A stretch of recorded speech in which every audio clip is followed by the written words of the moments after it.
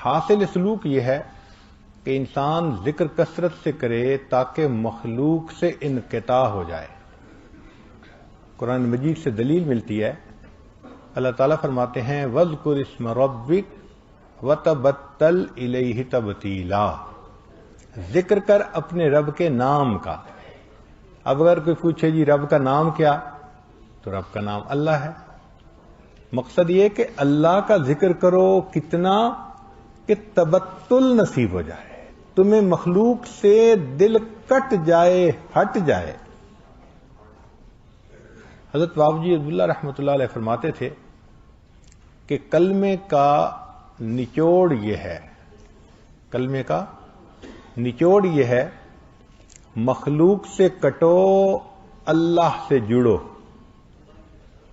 مخلوق سے کٹو، اللہ سے جڑو، پھر اللہ کی نسبت سے مخلوق سے جڑو. کہ مخلوق کے ساتھ تعلق دنیا کی وجہ سے نہیں ہونا چاہیے، اللہ کی وجہ سے ہونا چاہیے. تو یہ سلوک کا نچوڑ ہے.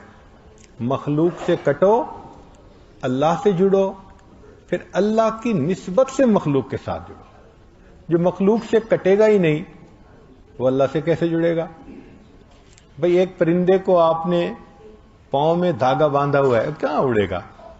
کوشش بھی کرے گا تو پھڑ پھڑائے گا، وہیں رہے گا. اسی طرح چند دھاگے ہیں جن میں بندہ بندھا ہوتا ہے. وہ پرواز بھی کرنا چاہے تو اللہ تعالیٰ کی طرف پرواز نہیں کر سکتا. وہ دھاگے ہمارے دشمن ہیں، انہوں نے ہمیں گرفتار کیا ہوا ہے. کون کون سے دھاگے ہیں؟ بزرگ نے جو لفظ دشمن بنایا نا، وہ بڑا سوچ کے بنایا ہے. دشمن کے 4 حرف ہیں اور ہر حرف ایک دشمن کی نشاندہی کرتا ہے. تو دشمن کا لفظ ہی بتاتا ہے کہ دشمن کون کون سے ہیں. سب سے پہلا دشمن ہمارا دال سے دنیا، دنیا کی رنگینیاں. نبی اسلام نے فرمایا الدنیا حلوبۃ خضرۃ، بڑی میٹھی، بڑی سرسبز. صاف ظاہر ہے کہ میٹھی چیز کھانے کو زیادہ دل کرتا ہے. سرسبز منظر دیکھے تو انسان کا جی نہیں بھرتا. اسی طرح دنیا سے بھی دل نہیں بھرتا. جتنی اللہ دے دے اور زیادہ، پھر دے دے پھر اور زیادہ. چنانچہ فرمایا کہ انسان کا پیٹ مال سے نہیں بھرتا، انسان کے پیٹ کو قبر کی مٹی ہی بھرتی ہے. ایک جنگل سونے کا بنا ہوا دے دیں تو وہ تمنا کرے گا کہ ایک جنگل اور بھی ہوتا. ایسا یہ دنیا الجھا لیتی ہے. مسئلہ کیا ہے دنیا میں؟ لمبی امیدیں.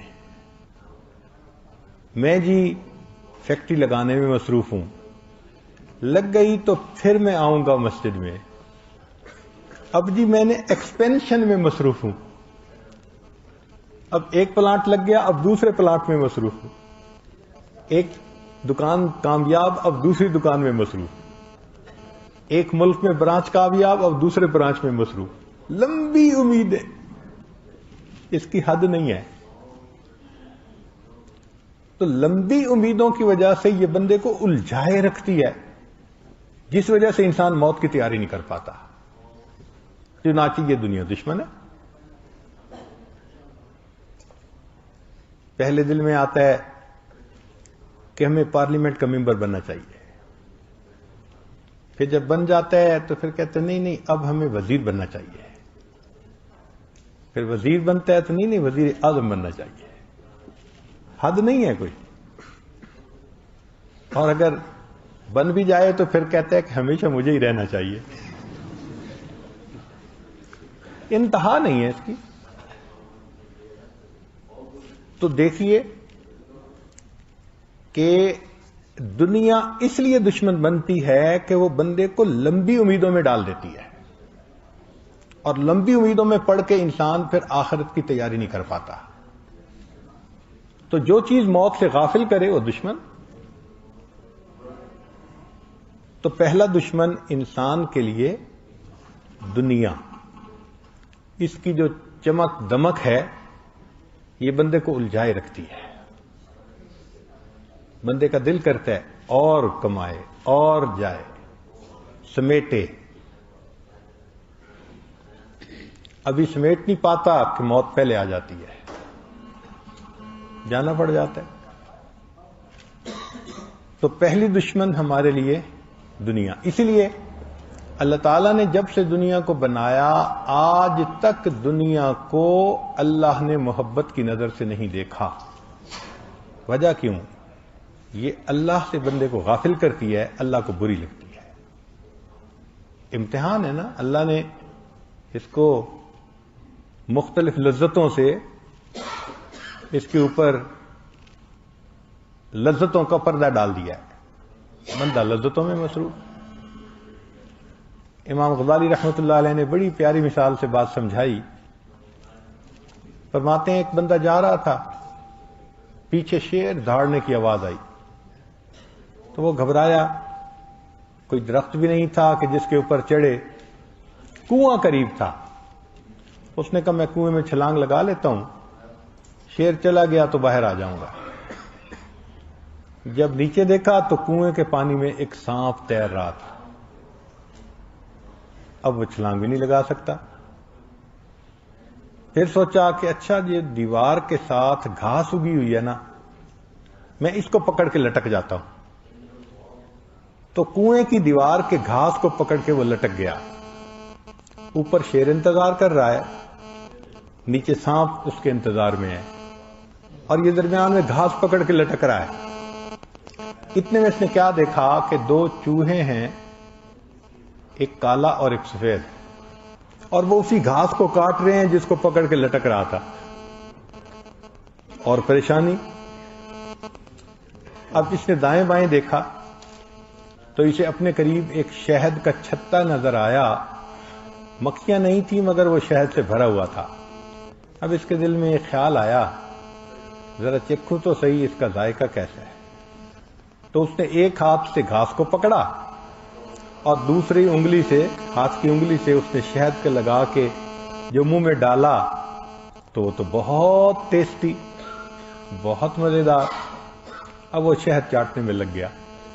جب شہد چاٹنے میں لگ گیا، نہ اسے شیر یاد ہے، نہ اسے سانپ یاد ہے، نہ اس کو سفید کالا چوہا یاد ہے، بس وہ شہد چاٹنے میں لگا ہوا ہے.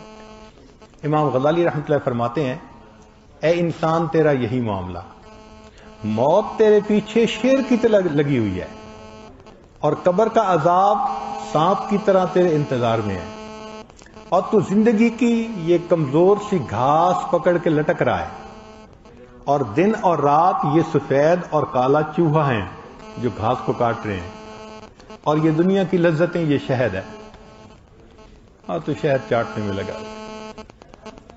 اور واقعی بندہ اتنا خواہشات میں پڑ جاتا ہے اس کو احساس ہی نہیں ہوتا، موت یاد ہی نہیں ہوتی. تو اس لیے کیونکہ انسان لمبی امیدوں میں پڑ جاتا ہے، موت سے غافل ہو جاتا ہے، اس لیے دنیا دشمن ہے. دوسرا دشمن ہمارا، دشمن کے لفظ میں دوسرا حرف کون سا ہے؟ شین. شین سے شیطان.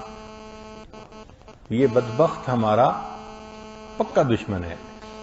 رب کریم نے فرمایا ان الشیطان لکم عدو فاتخذوہ عدوا. شیطان تمہارا دشمن ہے، تم اس کو پکا دشمن ہی بنا کے رکھو. یہ چاہتا ہے کہ میں اللہ کے دربار سے دھتکارا گیا، انسان بھی ایسا ہی عمل کرے کہ یہ بھی دھتکارا جائے. چنانچہ وہ انسان کے ایمان کا دشمن ہے. ہر وقت اس کوشش میں ہے کہ کوئی ایسا گناہ کروائے کہ جس گناہ سے ایمان ختم ہو جائے.